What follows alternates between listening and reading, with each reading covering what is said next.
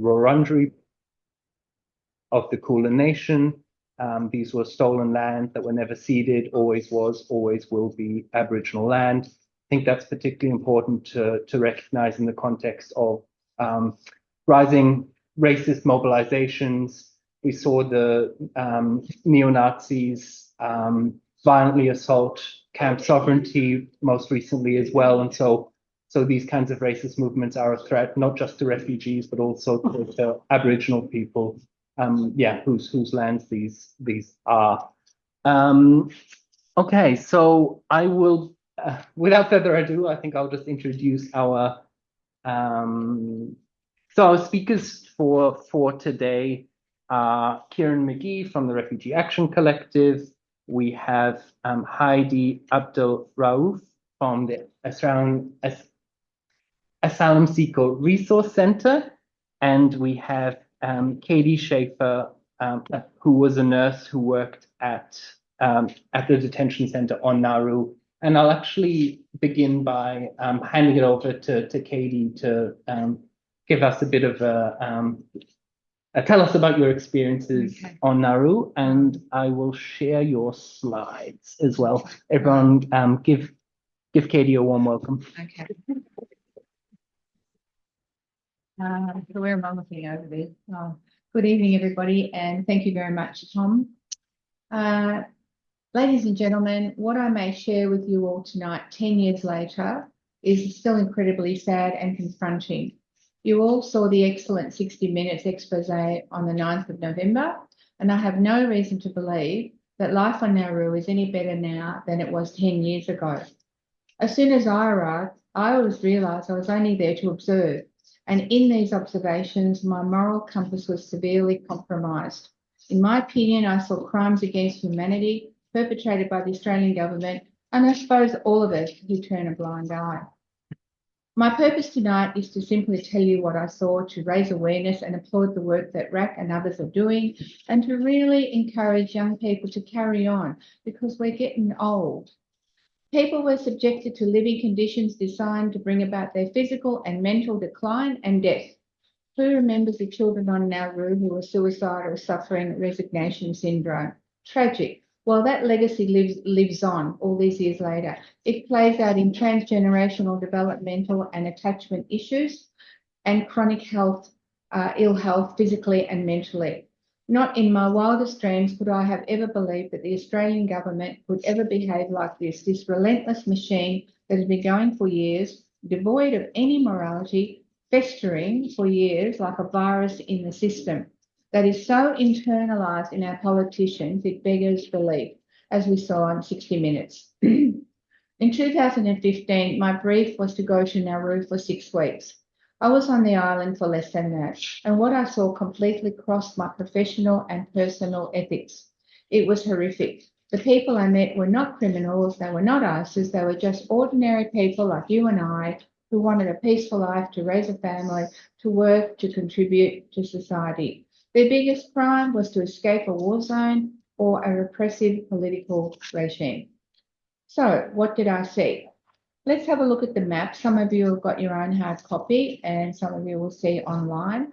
So Nauru is a very small country, 4,000 kilometres northeast of Australia, 42 kilometres south of the equator, with one road of 22 kilometres all the way around, which doubles as a runway. You can drive around the island in 30 minutes. There are relentless high temperatures, humidity and flash flooding. What I saw 10 years ago was abject poverty in the Nauruans and the then asylum seekers. What I also did see was local parliamentarians, dignitaries and their families at the airports dripping in gold and designer clothes. They had no shame around hiding it. Let me take you on a journey. In 2015, I met caseworkers, community engagement workers and interpreters. As in any system, some followed the rules to the letter and some went over and above, although discreetly. Otherwise, they found themselves shipped back to Australia quickly. Let me tell you about Mariam. One day I went with a caseworker to Mariam's place. This caseworker was outstanding. We drove inland in a 4-wheel drive through very steep, rugged terrain, very rough dirt track, and it was difficult for any fit young hiker, much less a pregnant woman or worse. or carrying a sick child, or to get to town to get food. Now, when I talk about town, I'm talking about the bottom left of the, how do we do that? For the bottom left, and so you can see it's a little bit more populated. The place that I'm referring to is up in the top north. It's a red mark and it's called Ewa, E-W-A. We arrived at a demountable in the middle of the bush, at least 1 kilometre inland. It was horrible. The place was open to it. The door was open to us by a 9-month pregnant woman. She ushered us in. We met her husband and her 9-year-old girl. The image stayed with me like it was yesterday. The cabin was, say, 2 metres by 3 metres. It was actually a box. Included a bunk bed, a tiny area for makeshift kitchen, and a cabinet for a shower and toilet. They were overjoyed to see us. Meticulously clean and organised, but it smelled of bleach. Mariam had many worries about birthing on Nauru. Her first child was born in Iran 9 years ago, living with extended family, so now her husband was her only support. The rumours around the level of obstetric care and hygiene at the local hospital travelled fast, and in her pregnancy she'd had many urinary tract infections, largely due to the limited clean water which first went to her 9-year-old daughter. In Ewa, people often ran out of water, which had to be trucked in. Once she knew my background, she opened up to me and confided long-standing severe vaginal itching, oversharing, like vaginal thrush, but not uncommon in any pregnancy, and in extreme heat and humidity. Also, for cultural and religious reasons, these women are heavily covered. We looked around and we made do, and I suggested saltwater douching. She was totally reliant on her husband, and Mariam had severe anxiety which manifested in obsessive-compulsive behaviours. I asked her what she did all day, and she was quiet, and then she said she washed the walls with white king bleach. She started one wall, and then she did the next, and then she did the next until they were all done. Her hands were very dry and cracked and bleeding. She displayed clear symptoms of severe obsessive-compulsive disorder, and this was due to the fact that she never went out, largely due to fear and the severe isolation of their cabin. Both parents held the 9-year-old girl very close and refused to let her go to school for fear of sexual abuse. For Mariam, there was fear of attack from other men, wild dogs, and the impossibility of the rugged terrain, so she stayed indoors. A few days later, we had a visit with an IHMS doctor down Island on the bottom left-hand side of the map at the clinic. The caseworker picked her up and myself and her family and took her to the clinic. We had torrential rain, so the road was a muddy quagmire, barely navigable even in a 4-wheel drive. We arrived at the IHMS clinic and there were lots of people waiting as usual. Again, I saw demountables which were set up on rock with paths of hot white stone deliberately placed to reflect the heat. You might want to show the particular slide. On the bottom right, you can see the tent and the hot white stones, and they were deliberately put there. Mariam was embarrassed in front of men and had asked many times for a female interpreter, which was not provided, so she never mentioned her severe itching. In the hope that she might get a female interpreter this time, I encouraged her to mention it. Once again, even though a female interpreter had been asked for, a male interpreter was all that was present. I think it was very deliberate. I was not allowed into the tiny consulting area. A female community engagement worker had also come as a support person, and her role was different. It transpired she had a master's in international law, and she was very experienced in working in women's health in Australia. The community engagement worker spoke Farsi and had vast experience, yet she was not allowed to interpret. Such were the mind games, and such are the mind games. So Mariam, of course, was devastated. Her husband was with her, and he was allowed in. The consultation continued and was over in 15 minutes, and she came out with a special cream for the itching, which was pseudo cream. For those of you who know, it's for babies' bottoms. It does nothing for what she needed. I said nothing because I didn't want to upset her.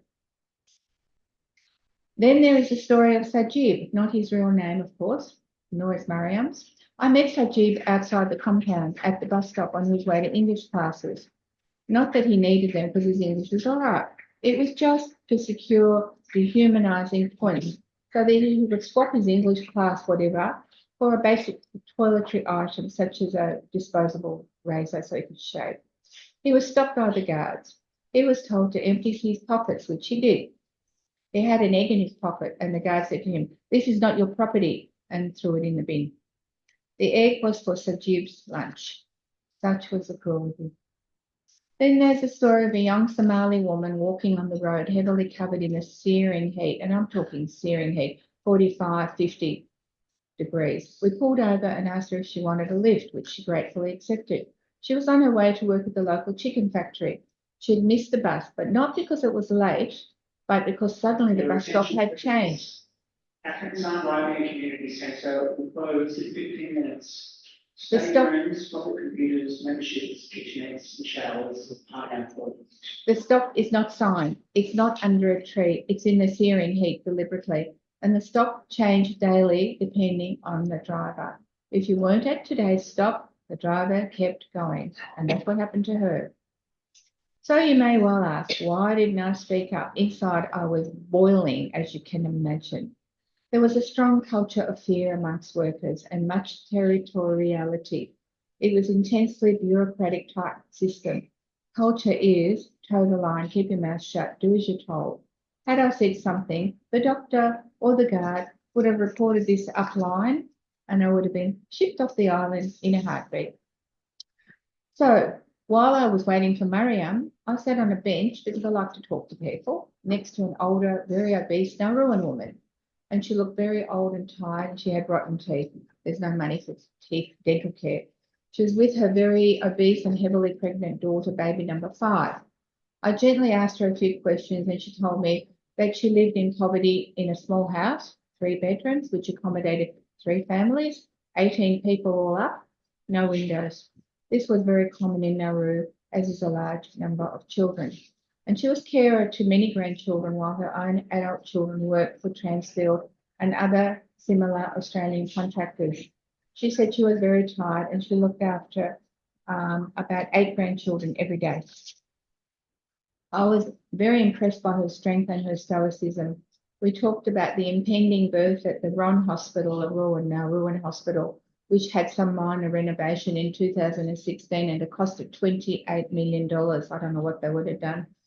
And she said in the hospital, the family members never leave the mother's bedside and the family provide everything, linen, food, medicine, everything. Even the Nauruans are terrified of birthing at the hospital. She said if the family can afford it and it's the first child, the Nauruan families pull together to fly the woman to Brisbane for the first birth. My sense was that living together like this is a protective factor for women like these, a sisterhood where they look after each other. Nauruan society is very patriarchal, so there was huge family violence and rape, etc. And the police just look the other way. I wonder if it's changed. When I look at this island with such few services and infrastructure, I just wonder where the money is being spent. You may wonder too. It's not spent on supporting the people, that's for sure. Nauru overall is an incredibly sad, neglected place. It's the hardest place for refugees. There is no self-determination. It's like a concentration camp, but with food. In 2015, there were 3 regional processing areas, 1, 2, and 3. 1 was for women and children, 2 was for single men, and 3 was for another cohort, I think for families. RPC2, which is the second one, was very, very hard. If you can look at the tents on the bottom right of the slide, that's what they were like. They were disgusting. Inside, there were condensation. There was black mold everywhere. The temperatures got to easily 50 degrees. They were built on white stone to further reflect the hot sun. No air conditioning, no trees, no shade. A deliberate message sent by Australian Border Force that life here is very tough. It takes a month to get a toothbrush. It's a place where you could easily go mad. Mental health being the biggest issue. In 2015, I saw Canstruck there, and they're still there, I believe, building hugely to be able to house a further 100 or so families and people. They employed 1,000 men who needed accommodation and meals, all at huge cost, paid for by whom? In 2015, Transfield and Australian Border Force had a huge watchdog role. Anyone caused trouble was kicked out, just like that. Here today, gone tomorrow. I believe that Canstruct's contract just rolled over without question or accountability, which is beyond me, as per the 60 Minutes expose. That's Dr. Derek, what's his name? It's amazing. The cost of living back then was impossible. In 2015, the Australian government gave an asylum seeker $100. I can't remember, was it $100 per month? Oh, yes, per head of refugee over 18 years old. It was very little money. The rents outside the compound then were $1,000 a month. So, go figure. A cauliflower cost $15. A bag of apples cost $20. So for decades, Nauru has been colonised and exploited. Its mineral phosphate has been mined out. And the biggest perpetrator of this was Australia and, of course, others. The mining disaster has largely resulted in a barren wasteland, leaving a people with serious health issues and also massive unemployment. Obesity, cardiovascular, diabetes is rampant. No wonder when, in 2001, the then President Renee Harris, if you Google all this, you'll find it, YouTube's amazing, happily agreed to allow refugees to stay on the island in detention because it was money coming in. Receiving huge payments from Australia. I don't know how much, but a lot of money. Not different to now. Looking at the big players on the island 10 years ago, my sense was that this system was here to stay for a very long time. Workers that I saw then were with Canstruct, Transfield and Wilson's and employed Australians, Nauruans and others. And for the first time, some Nauruans actually had jobs for the first time in their lives. So that was a tiny, weeny little plus. I don't know what they were paid. I used to be proud to be an Australian. Our core values that make Australians Australian, our inclusive acceptance of everybody, our mateship. Today, I'm eternally grateful to be in Australia, but I'm no longer proud. I'm ashamed, deeply ashamed. We just don't treat people like this. To quote Malcolm Fraser, who in the 1970s welcomed the Vietnamese people with onshore processing, he said it was the right thing to do.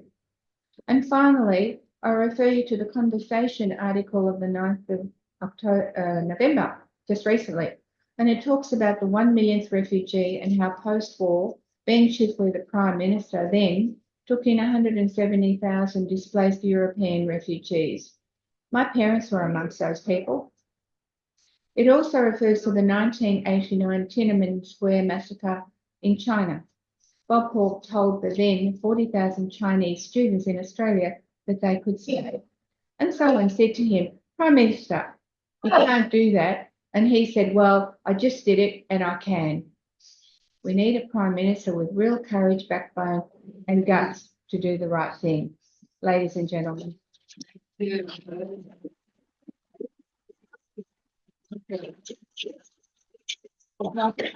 Yesterday. Thanks so much, Katie. I'm sure everyone in the room and people online will have lots of questions about what you've just said, and I'm sure you have a lot more stories to tell from that. Obviously, it's what comes across is that Nauru Detention Centre is inherently, there's the bureaucratic cruelty, there's the racism, there's the sexism inherent in that. It was and is a torture camp. Yeah, I'll just pass it over now to Heidi from the ASRC. We'll do a bit. Hello, everyone. My name's Heidi, and I work at the Asylum Seeker Resource Centre, and I do detention casework and policy work, and I manage our detention rights advocacy program, which provides casework and advocacy support to people in detention, including offshore in Nauru, people abandoned in Papua New Guinea who were formerly detained on Manus Island, and also onshore in Australia as well. Thank you so much for your powerful speech, Katie. And, you know, I'm very sad to say that not much has changed in Nauru. So I've been working with people in Nauru since 2019. And in 2023, we saw the Albanese government empty Nauru. And then a few months later, people seeking safety by sea were sent to Nauru. And so we're now in a new iteration of detention in Nauru. And here in 2025, there's around 100 people seeking asylum in Nauru. So there does remain a great lack of transparency and accountability from the Australian government about the treatment and plan and conditions for people seeking asylum in Nauru. The Department of Home Affairs actually stopped releasing public stats over a year ago. So it's very difficult to actually get accurate information and data about the numbers and the situation for people in Nauru. And indeed, much of what we know comes directly from actually, our support of people themselves. So there are a small group who are being held in closed detention in the RPC1. And there are around 90 who are in the community, including accommodation in the RPC3. At the moment, we're not in contact with anyone in closed detention, but we are in contact with almost everybody in the community, and they're all men, young to middle-aged men, primarily Bangladeshi, but we also have Pakistani and Chinese men as well. People are at various stages of the refugee determination process, and what we're seeing is that the longer that people are there, the more unwell they are becoming. And we're also seeing a situation where, people are rarely being medically evacuated to Australia for urgent medical treatment. And when they are, they're often being sent back to Nauru after having that medical treatment.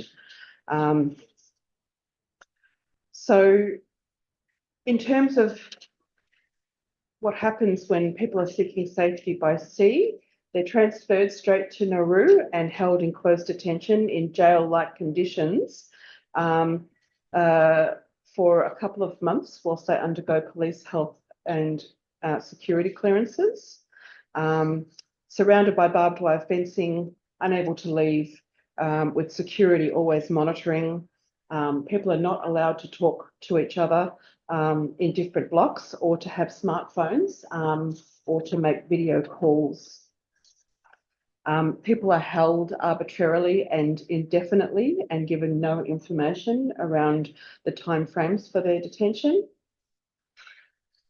People have concerns about the fairness and the transparency of the refugee determination process. Some people have already been recognised as refugees. However, there are currently no resettlement options available to them. So they are effectively indefinitely detained and in limbo, with an uncertain future. People in the community are receiving an absolutely inadequate financial allowance to cover their basic needs, including food, drinking water, internet and phone. And we know that this rate has not increased for years, despite the rising cost of living on Nauru. And people have requested an increase in the allowance, but their requests have gone ignored. There's huge issues with food insecurity and no access to clean water. So people cannot afford to eat 3 meals a day, to buy fruit, vegetables and meat. And there are issues with access to rice and flour. So what this means is that people are often relying on fishing to supplement a lack of access to food. And with no access to clean drinking water, people rely on boiling water to safely drink. People are also living in substandard accommodation in the community as well. From the moment they arrive in Nauru, they are under pressure from the International Organisation for Migration, IOM, to accept resettlement packages to return back to their countries of origin, sometimes even before having had the opportunity to apply for refugee status. And we know that returns have occurred, and there has been no transparency around any assessments of risk of harm to people when they return. There are still significant limitations with healthcare, and people are suffering deteriorating health. So we are hearing cases of people with persistent chest pain for 6 months who are waiting to see a cardiologist, people waiting for 6 months to see a dentist despite being in pain. One person suffered an accident and an injury, and an ambulance was called but never came, and they had to hobble themselves, to the hospital. We have people who are waiting indefinitely for an MRI because there's no MRI machine in Nauru. And we have seen cases of people who feel like they've been forced into making the impossible decision to return to their country of origin, where they face a risk of persecution just in order to access the health care that they desperately need. People are suffering from a range of conditions, including hypertension and heart complaints and chronic pain conditions, dental issues, physical injuries, as well as anxiety, depression, PTSD, distress, and self-harm as well. People are reporting to us experiences of violence, verbal threats, theft, racism, discrimination, and exploitation from Nauruans, and a lack of protection being provided. And we know that, for example, recently, at least 16 people reported incidents of violence to us, but the actual number suspected is likely to be much higher. Yeah, I think I might leave it there for the moment. Happy to take any questions later. Thanks so much, Heidi, for filling us in on all those details, and just comparing those two presentations. Very little has actually changed in Nauru. We've seen what 8, 9, 10 years of detention, offshore detention does to people previously, and now the Australian government is sending more people down there. It's an absolute shame. Now I'll hand it over to Kieran. After Kieran has given his speech, there'll be time for questions and contributions from the floor. So all the questions and thoughts that have come up, you'll have an opportunity to ask those as well. Kieran from RAC. Thank you, Katie and Heidi. That's a sort of tough act to follow after those two speeches, because it's actually quite not surprising. You feel quite emotional when you hear those sorts of stories, and you realise the pain, deliberate cruelty, deliberate torture that has been inflicted by Australian governments. This is not something that happened in a foreign land. This is something that successive Australian governments have been implementing. I'd like to acknowledge that we are on the land that was never ceded, and the struggle for policies that target people seeking asylum is absolutely aligned with the ongoing struggle for justice for the Indigenous people of Australia. I've been involved, my name's Kieran Magee, I've been involved with the Refugee Action Collective for about 10 years, which is 10 years too long. This issue should have been resolved a decade ago. And we see in the recent and the planned deportations to Nauru yet another disappointing step in Australia's long and appalling history in the treatment of people seeking asylum. There is a long history of fear-mongering about refugees. Politicians and traditional media and social media have all contributed to this. Politicians want a distraction from the real issues that they are not addressing. Traditional media wants to hang on to a dwindling audience base, whether it's viewers or listeners or readers, by telling them there's something to be scared about. be scared, be frightened, and stay watching the traditional media. Social media is a medium that thrives on outrage. And the companies that own the social media platforms want to keep people glued to their screen so they can feed them advertising. And outrage drives engagement much more powerfully than truth. That's why you don't hear many good stories on your social media, but you will be fed a diet of things to be outraged about. And we have the appalling situation where recently the Liberals have been able to brag they can drive policy from opposition. Now, even though Labor has won a landslide second term, they're still using the Liberal Party playbook on refugees. Now, I don't expect high principles from Labor, but I do expect that they should show that they are running the country and not a fractured coalition that's actually imploding on itself at the moment. Anyway, I received an email from Peter Khalil last week. Peter Khalil is the Labor MP for Wills and the Assistant Minister for Defence. And he was responding to a call to stop these deportations, the current deportations, the NZYQ cohort. In that email, Peter Khalil said, and this is a quote, "Our government position is clear. The best option for community safety is to remove these individuals from our shores."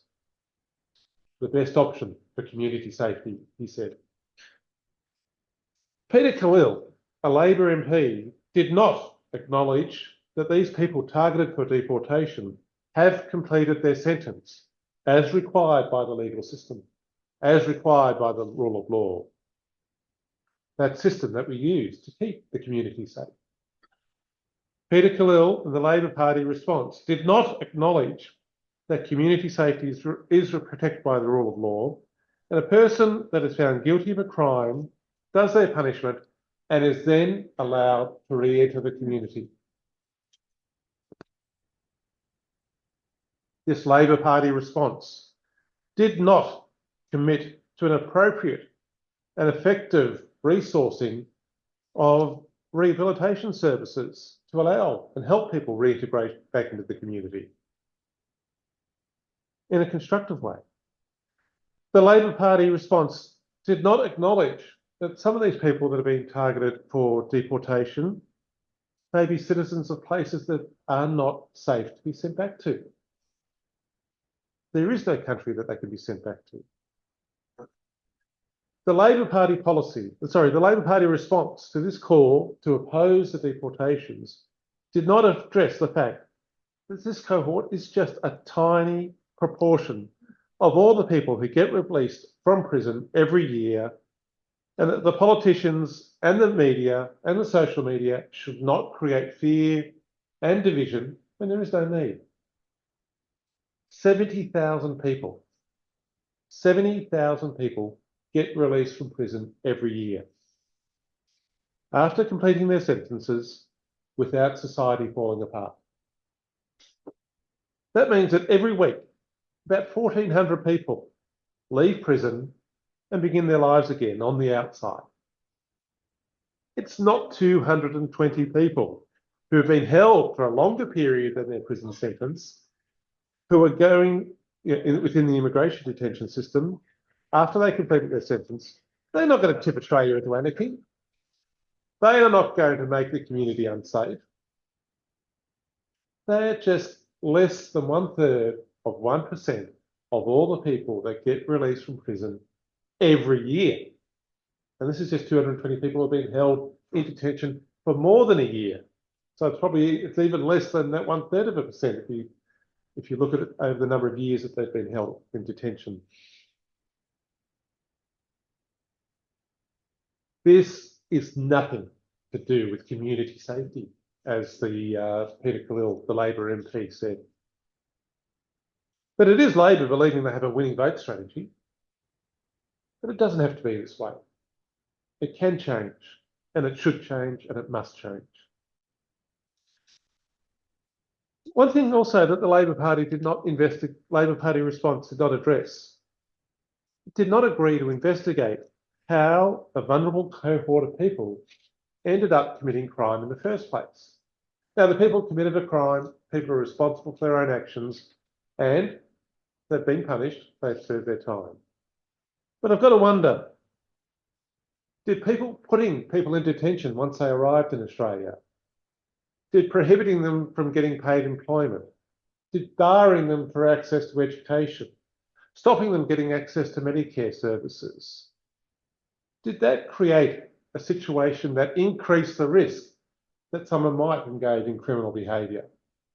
Again, I agree people are responsible for their own decisions and their own behaviour, but the Australian government is also responsible for how it treats people seeking asylum. And are they helping or are they contributing to the problem? That's a question worth asking. And that would be a better way to spend the money than spending billions over in Nauru. So I say again to Peter Khalil and the Labor Party, this is not about community safety. This is not the best option for community safety. It is likely the worst option. It's the worst option because it creates fear and division in Australia when there is no need. The panic and the outrage when the High Court decision came down, led by the media, reinforced by the politicians, reinforced by the media, and then led by the politicians, both feeding off each other, could have been done with. All Labor needed to do was stand up and say, hooray. For 20 years, we had a horrible situation in Australia where it was legal to detain people indefinitely, and finally we've overruled that decision. That is something that should be celebrated about the rule of law. People who've done their sentence get released. That is something to celebrate. Instead, we went into panic attacks about certain crimes that people have done. No one acknowledging 70,000 people get released from prison every year. This is not something to be worried about. So, it is the worst option because we're creating discriminatory laws for one cohort of people in the community. It's the worst option because it targets thousands of people that are on temporary visas, not just this cohort that have been released from prison. Labor will say, as Peter Khalil's email wrote, and I quote, "This policy is not aimed at those seeking asylum, but those who have committed a serious crime while in Australia." Well, we've already pointed out the flaw in that argument.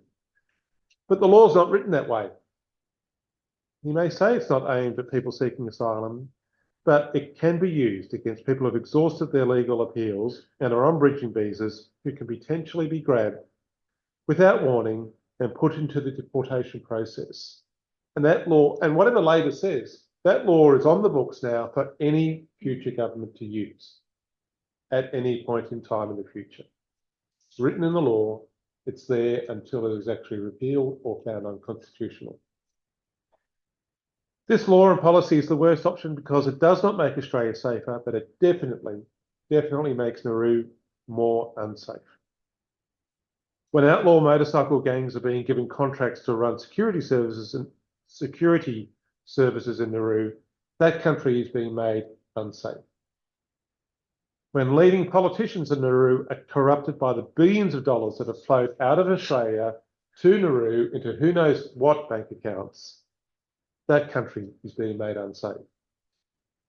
When the only focus that Australia has about supporting Nauru is using it as a concentration camp, rather than how do we build Nauru's economy up so it is sustainable, given the amount of damage that Australia and other colonising countries did to it over 100 years, that country is being made unsafe.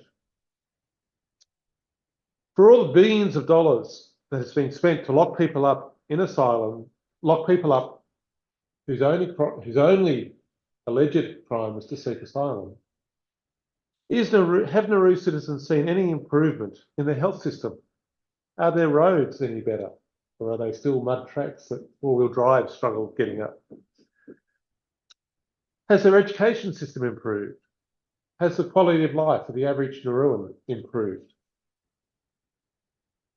So the Migration Policy Institute, which is a United States independent think tank, did a study in 2023, and I'll just quote some of their findings.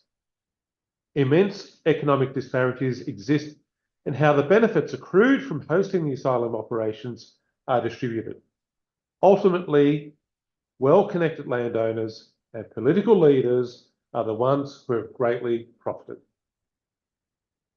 Some residents complained to the author that corruption and greed had overtaken the government. End quote.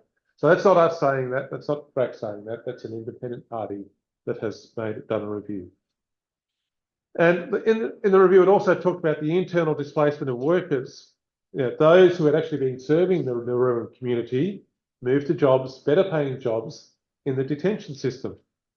And what the report said, and I'll quote, their skills were diverted to serving foreign interests, rather than their own population. This contributed to a dearth of local professionals to administer local policies, particularly education and medical fields. The processing centre and resettlement compounds where asylum seekers lived became enclaves, isolated from the essential sectors of the economy. Often, development aid went unspent.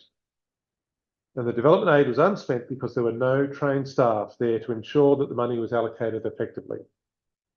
Nauru remained reliant on foreign expertise, with almost all institutions led by foreign advisors in managerial positions. High school dropout rates increased, which locals attributed to easily obtainable low-level employment with refugee contractors.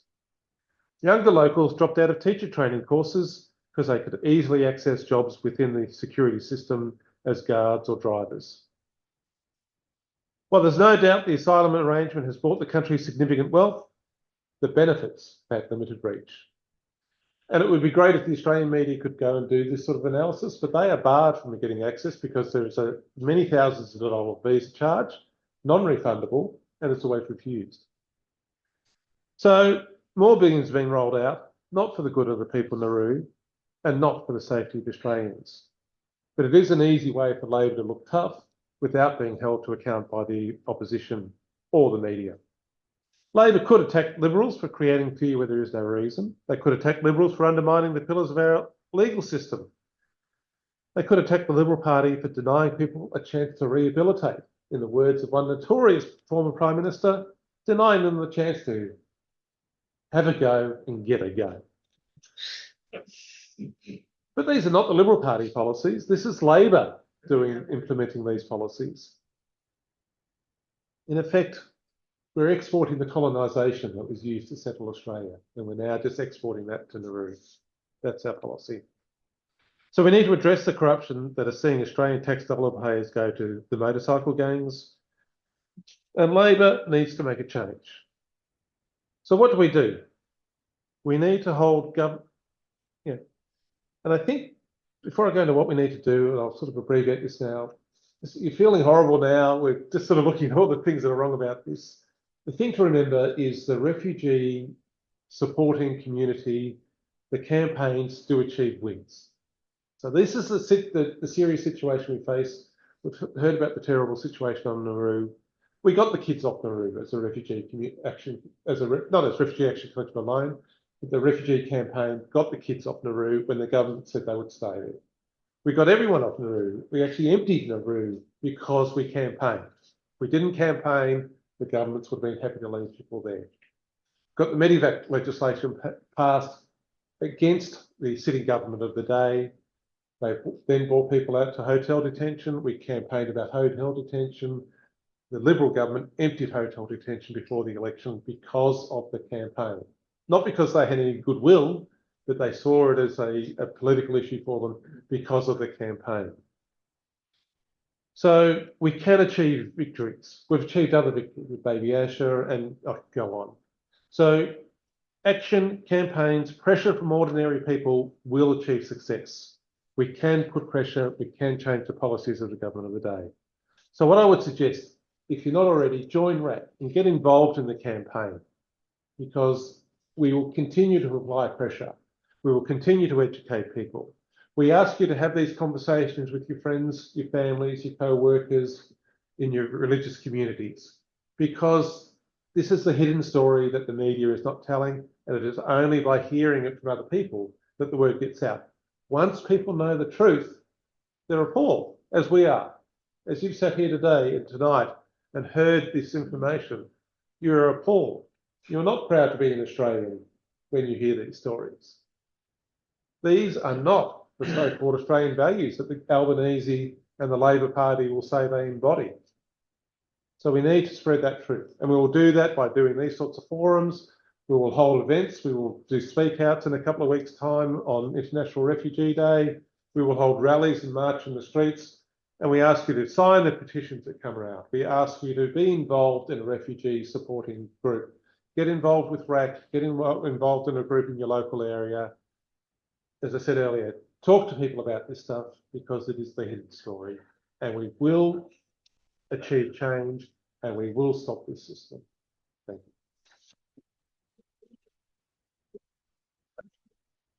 you. Another software. What a musical chair.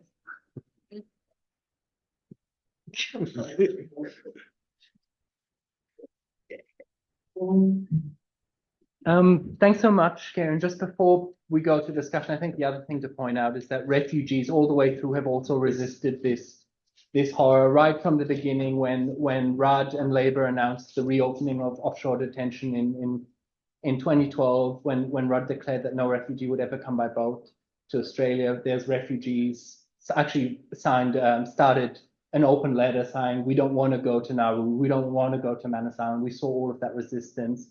All of that resistance continues. So actually a cohort of the refugees who are on fast-track visas, 12 years without work rights, without study rights, etc., are now doing a protest tomorrow out in front of Julian Hill's office. They had one today as well, but it's tomorrow outside of Julian Hill's office at 10 a.m. in solidarity with the people on Nauru, saying that Nauru needs to close. So if anyone's here can make that as well, I think that would be a good place to be tomorrow at 10 a.m. Now I will open the discussion. If you have any questions or have any contributions, put your hand up. We have about 20 minutes for discussion, and then I'll return to the panel for some final remarks. And if you're online, just use the raise hand function. Max. Question to whether you know this because of your limited information you get, I don't know. Nauru Community Security is the official name of the bikie gang mob, and they are supposed. I think they're supposed to look after the Nauru community, but do they also have a job of looking after the detainees who are released into the community? The police don't seem to do anything. What's this security mob doing if they're not looking after those people? And quick follow-up question, how many children are still on Nauru? Did you want to, yeah, so there are no children in the community in Nauru that we know of. We don't have connection with anyone in closed detention, so we can't say for sure. We don't know if there are children in closed detention. There has definitely been one child transferred since September 2023, a 17-year-old who has since been sent back to their country of origin with their parent. So the policy of sending children actually still continues. In terms of security, it's actually MTC, Management Training Corporation, who manage the detention operations in Nauru. And interestingly, they are a controversial US prison operator, you know, who have been in all kinds of trouble for gross negligence and abuse. But recently, actually, the Albanese government extended their contract on Nauru to a whopping 790 million, which works out to be 16 times more than the initial contract. And that actually occurred without a tender process or public scrutiny or transparency. So, just more money being wasted and not going to any kind of meaningful support to people. But what does the bikie gang group do?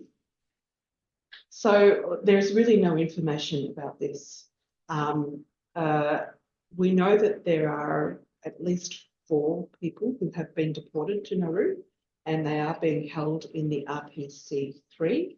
And we know that there is a different security company who are actually providing security services. And we think that it would be Safe Hands Group, which is connected to the Fix Biking Group. There's a question online as well, which is what proportion of detainees currently on Nauru are refugees or asylum seekers? Yeah. So it's hard to say the exact number, but yeah, there's a small group. I would say under around 10 who have been found to be refugees. And like I mentioned earlier, people are at different stages of the refugee determination process. People are exhausting their legal options. Does anyone else have any more questions? Yep, up at the back. So obviously Liberals are typically the Liberal Party, National Party are very typically aggressive in their stance towards asylum seekers and towards immigration in general. But with Labor having been historically, although sometimes softer and tolerant in their sort of rhetoric, very harsh and aggressive in their policy and having a history of supporting offshore detention and these sort of approaches of indefinite detention, re-migration, that sort of process. What are the levers that we can pull in terms of trying to change policy? I mean, obviously there's social pressure, but are there other political organizations, whether that's independents, Greens, or some other group who are typically more progressive on these matters that we can work with and influence through, or is it best to just take the approach of direct social pressure and then obviously advocacy? So just the question for people online, I'm not sure how well you heard that, was what are the levers to pressure Labor? And that's, I think, one that we'll leave to the floor and come back to the panel at the end as well. If anyone has any other questions or maybe some contributions. I've got a question. My question really is around this apparently very deeply toxic and entrenched relationship between Australia and Nauru. And maybe I'm a bit naive, but why Nauru? Is it because it's so far away? What is it about Nauru that's so appealing to the Australian government? Why can't we consider putting people in RPC 1s, 2s and 3s in Australia somewhere? It's spending all these billions of dollars on providing something meaningful for them in Australia where they could be reasonably processed rather than in some far off island. Maybe somebody else can help me. What is about the relationship? I don't understand it. I saw a hand from Peter. Is that a separate? Maybe David, was that in response to? Yeah. Yeah. Yeah. Take Peter first. Okay. Yeah. Speak up. Sorry. I'd just like to say something about the group of us in RAC who are out in the community, in the streets every week, several times every week. And I want to attest to the depth of ignorance that has been referred to by both speakers, that the politicians, the media have created in our communities. It's quite apparent to those of us who are in immediate contact in the streets. Running stalls. Yeah. So can anybody enlighten me on my question? Yep. Hand here. your question, Katie, as best I can. I think partly, as I think were mentioned in the presentations, that Labor is playing to the Murdoch gallery. It wants to neutralise the issue and not be seen as soft on migration, or soft on refugees, be tough on border control. So there's been a real competition between the two major parties to look tough on this issue, because a lot of the time they can't actually meet the needs of ordinary people, but they can make them scared. And so they use refugees as something of a scapegoat. I think there is a second reason, though, which hasn't been mentioned, and that's the extent to which Australia is in competition with China for domination in the South Pacific. And that has led to, for instance, now a treaty with Papua New Guinea. It's led to Australia effectively bankrolling a National Rugby League team in PNG as a bribe to keep PNG in the Australian camp rather than the Chinese camp. There's a deal with Tuvalu, which gives Australia complete control over the foreign policy of that small island nation, which in other words means it can never cross over and become pro-Chinese. Labor wants a treaty with Vanuatu. It wants a treaty with Fiji. So the South Pacific is part of a bigger competition between imperialisms, and this is Australia's backyard. And they're trying to do their bit to bribe or cajole or bully the smaller nations into staying on the western side rather than going over to China.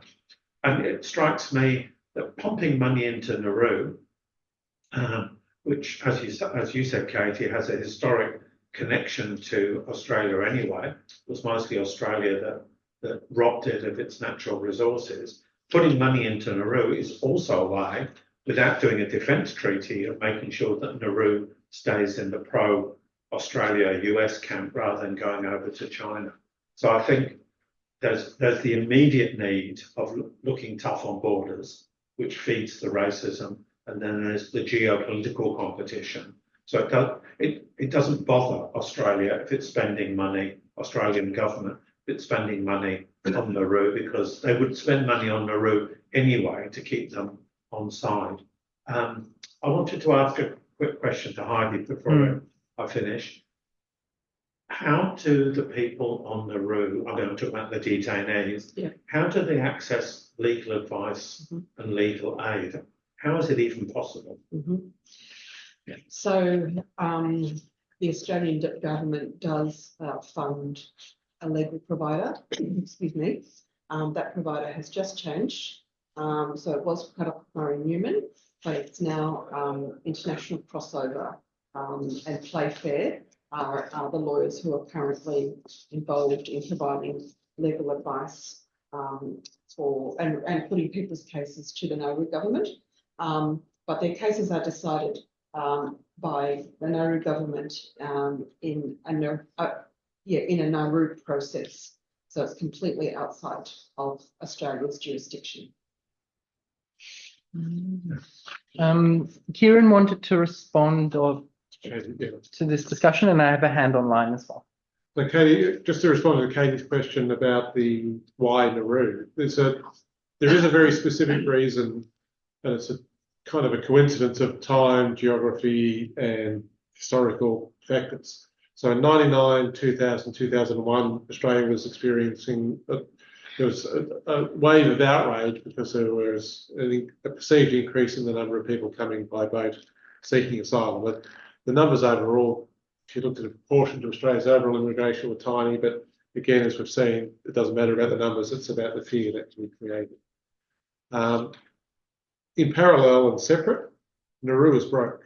And Nauru, for various reasons we won't go into, Nauru is broke. Typically they would send people to Australia for medical services, and Nauru as a country was not paying its bill to the Australian hospitals, and the Australian government was coming up into a dilemma of, well, do we stop, if someone's not paying your bill, do you allow them to keep on using the service? And Tampa happened, and the Howard government saw it as an opportunity in a Machiavellian pure political, creepy political way to solve two problems at one time was that they could be tough on people seeking asylum by offshoring them to Nauru, and they could pay Nauru for this service that Nauru was providing, and Nauru would then be able to pay its bills. So Nauru had no negotiating power in this arrangement because it was in a situation where its ability to send people for medical services, let alone any other services, was going to be stopped. And the reason why the government wants to put people onto Nauru is it puts them out of reach of Australia's legal system. So people, that's why people were originally sent to Christmas Island, because it's a long way away.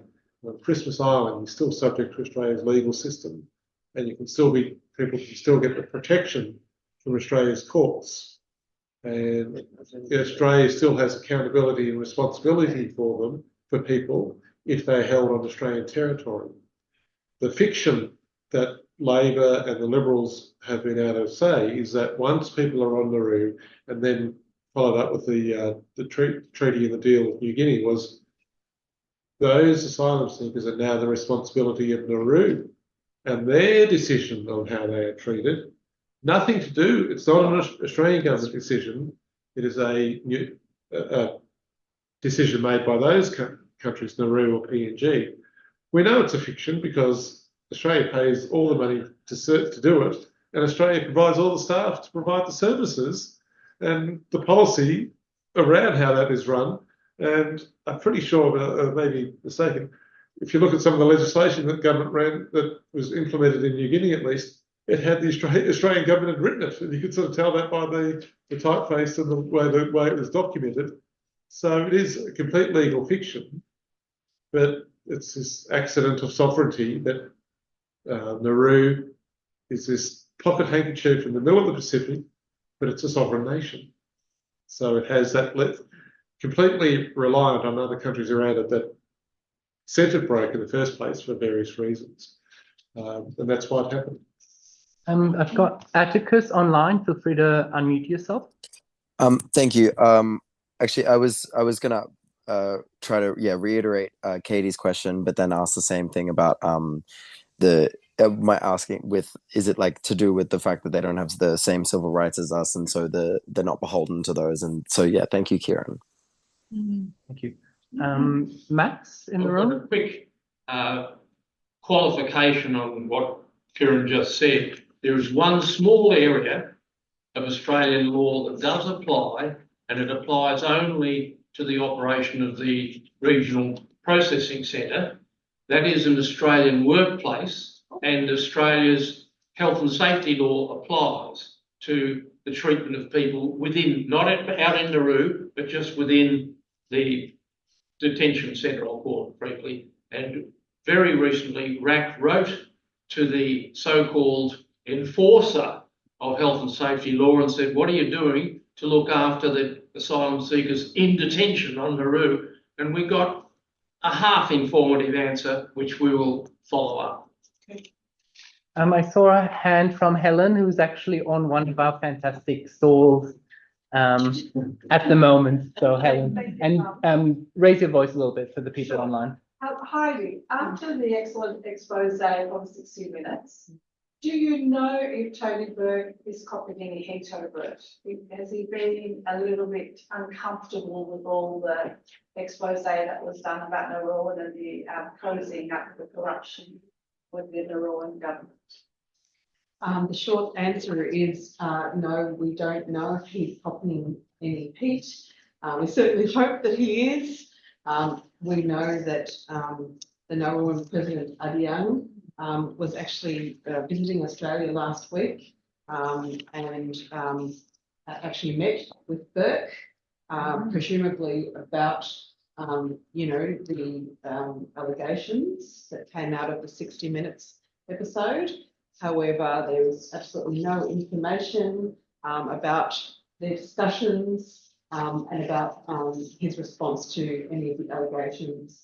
So, the whole system is just cloaked with secrecy, which just allows the corruption to continue and allows this cruel and abusive system to continue harming people. Seen a hand from Jasmine. Yeah, thanks so much to the speakers. I think it's been really. I've only been involved in Refugee Action Collective here for a few years, but I was involved in. I've been to makeshift camps in bordering Calais in France, and been involved around helping deliver aid there, and it's just the cruelty from the Australian government is just obscene, and hearing all these things is so validating, and I think it's so important that people understand what's going on and understand actually the wasted resources as well, in terms of the fact that actually it would be more cost effective to bring refugees here and welcome them here and be part of the community here. And the reason we've got all this great different food in Melbourne and all of this kind of great different cultures in Melbourne is because of actually refugees coming in. A lot of that is from refugees. So I think it's so important to kind of reiterate that. And in the cost of living crisis, when apparently there's no money, they've continued to put millions and millions into Nauru every year, even when there wasn't refugees in there. And I think, so thank you so much. And I just think, in terms of I think Kieran's point around building that pressure in their campaigns is so important. When I first got involved in RAC was around the Carlton Hotel, and you really did see how the protests had actually such a significant impact. They would not have got released at all. And I think part of the Nauru thing as well is actually that we can't go and protest at Nauru as easily. We can't build those protests around outside.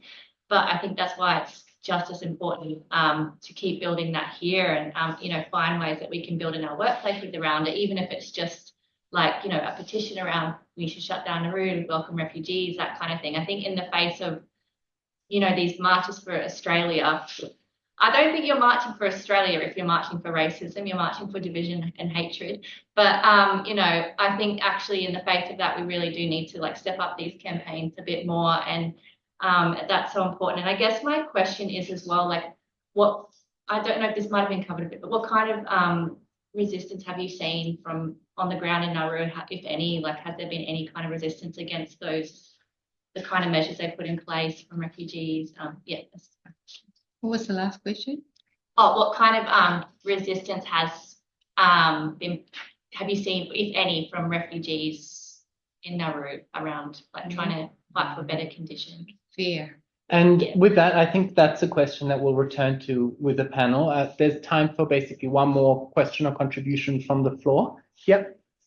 Thanks, Tom. Just going to ask the Office of the Auditor General, are they totally excluded from assessing any of the activities to do with the resettlements and Nauru and refugee? Because they're usually the accountability or the watchdog for financial expenditure and transparency, but is the case here that they've been totally removed and this process is exempt?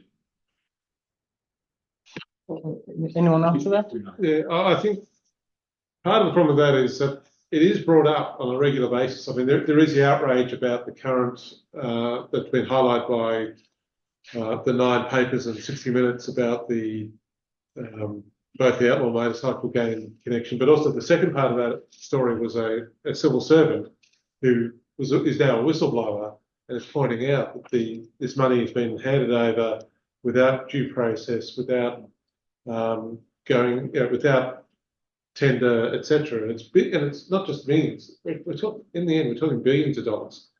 The issue is, and that's not a surprise, because if you do a Google on this and Nauru and corruption, every 2-3 years it'll come up and there'll be a bit of an outrage, and there'll be a Senate Estimates Committee, and someone will say it was the minister's discretion. It was exigent circumstances. We had to do it because the contract was running out and we needed that service, and we just had to do it. There was no other option.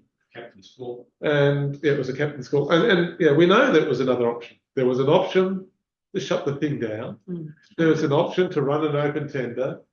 And I guess the other thing that we have still seen out of it was there was a campaign, and it's probably close to 10 years around, targeting the companies that were servicing these processes. And ironically, the outcome of that is that the quality of businesses that have been involved has kind of gone down. You've gone from unsavoury large multinationals doing it that at least had some kind of oversight and boards. And once they realised what they were involved in and what their exposure was, you've ended up with progressively more and more shonky businesses being involved, getting access to virtually unlimited funds. So that's the problem. So as we try and increase accountability, we've seen a fall away to chonkier firms.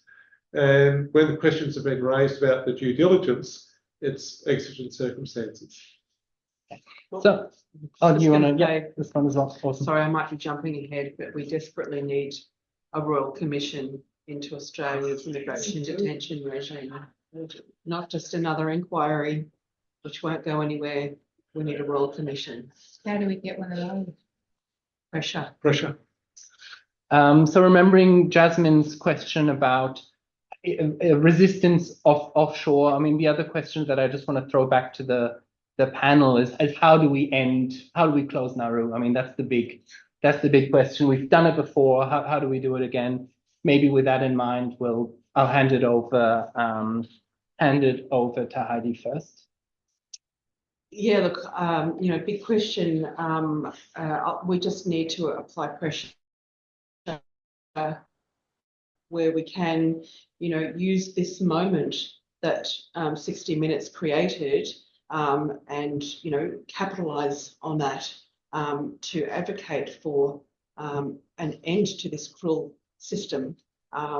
And, there are alternatives which are much more humane and much less costly, that we can put forward. I also feel like, we need to try and end this new policy of deporting people to Nauru, which is becoming not just, a place that is renowned for the cruel detention system, but also a penal colony, Yeah. Any other final words on anything that's come up in the discussion? I think, just to acknowledge that a UN Human Rights Committee recently found that Australia is responsible for the arbitrary detention of people who sought protection here, but were exiled offshore by successive governments, but continues to try to shirk its responsibilities. And, many of the people who it's now wanting to deport are actually people it has found to be refugees, who we owe protection to, and who not only have served their time and are going to be doubly punished, but are at risk of being sent back to their countries of origin where they face further persecution and harm.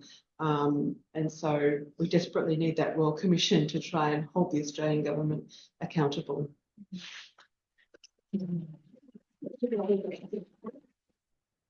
Thanks so much, Heidi.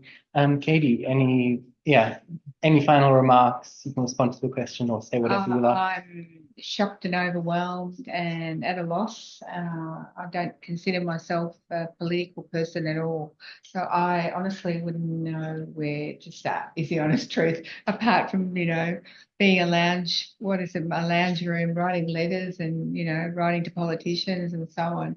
So at another level, I'm just gobsmacked that we are here again. And how did they slip it in? It was shut, and then how did they slip it back in? And, that's one of my questions actually to anybody that can answer. How did we suddenly know that, 2023, they were suddenly taking people who came by boat? Well, I'm thinking that the refugee advocacy networks across Australia, there is a lot of people involved in that. And altogether, if we work as one, if we work in a very targeted campaign, we need all the usual things for a targeted campaign, and we can do it again. We can. Excellent contribution from the floor, and thanks so much, Katie, for being here. I think, we really need to hear those stories in terms of what Nauru was actually like for people, the trauma that the Australian government's inflicted on people before, and it's continuing to do so. So we're really privileged to have you speaking to us. Many more cases. Sadly. Final remarks, Kieran. Yeah, I think we can do it again. I absolutely believe that and support that. And I think the answer to how we do that, there was a question earlier about how do we put pressure on when you've got this duopoly from the two major parties. And it is supporting political parties that have policies that you agree with. So whether that be Greens, the Teals have been fairly positive about supporting refugee rights. I support the Teals. But it's getting involved with groups like RAC or other refugee supporting organisations. I think and come out and be involved. And if you don't want to go to a meeting each week, come out to the events, come out to the forums. But I think one of the other important things is to educate yourself. We have a refugee fact sheet because there are some fairly standard tropes that the government will put out or media organisations will put out, and you'll see on social media. And you can, when you're having your conversations with your family and your friends, you can just drop some facts in to counter the myths. So, are we unsafe because refugees come here? Refugees are by and far more law-abiding than the average Australian community. We are not being made unsafe by this NZY cohort, despite all the fear and the terrible crimes they committed, as I talked about earlier. Yeah. Let people know 70,000 people get out of prison every year. Because nobody thinks about that. 200 people is not going to make us more dangerous. So I guess be prepared to raise a few of those facts. Look, and it's not about getting into a long debate every time you're having a beer or a coffee or sitting down at lunch with someone, but it's just addressing some of those points because they will not hear it from anywhere else. And just give yourself a few sentences that you're comfortable with in laying out, and then people will be shocked. And then if they want to know more, then you can start the conversation.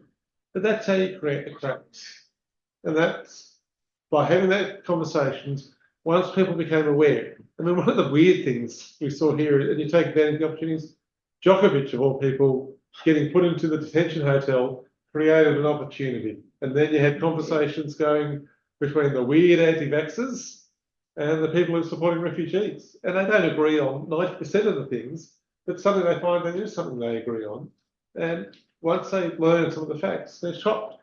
So, as I say, I think that one of the most important things is have a few facts that you're comfortable with, not to have an hour conversation, because it's hard enough to do that in a forum here when you're at a RAC meeting, but just to give people a few sentences.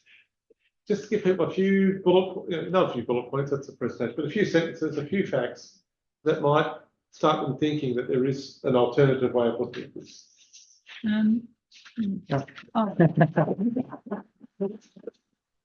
How can we actually stop further NZYQ deportations? I think that's a conversation that we'll need to continue to have amongst us, particularly this forum was put on by the Refugee Action Collective. A great place to continue that conversation is at our organising meetings, which happen every Monday night, same time, same place. So if you'd like the forum that we've put on today and you want to continue to be involved in that fight to end the Nauru offshore detention, to repeal that deportation bill that Labor has passed, and all of the other range of measures that come with that, absolutely encourage everyone to get involved in RAC. As Peter mentioned from the floor, we put on regular street stalls, so that's actually quite a safe and quite a good entry point if you want to help out on a street stall. If you're in the room, speak to Peter, speak to Helen. That would be fantastic. We always need more people to help us. Just a few other short announcements. As I said, tomorrow the refugees are doing a protest outside of Julian Hill's office in Dandenong at 10 a.m. So go to that if you can. As Refugee Action Collective, we're putting on an exhibition of 25 years of refugee resistance. Obviously, refugee resistance has gone much longer than 25 years, but 25 years is a big enough history to cover in a political exhibition. That's happening at Mama Chen's on the 29th of November at 4 p.m. So come along to that. In Footscray. In Footscray, thank you. And then the final one is just to put this in your diary. And if you're a member of any other organization as well, we're absolutely looking for endorsements for this as well, is that we're putting up, hosting a speak out on Human Rights Day on December 10. Refugees are welcome here, stop racist deportations, encourage everyone to put that in your diary, come along, help us build that as well. Thanks everyone for coming tonight. Where and when is it? That's at the corner of Burke Street and Swanston Street in the city, but you can find those details on Facebook and on our media.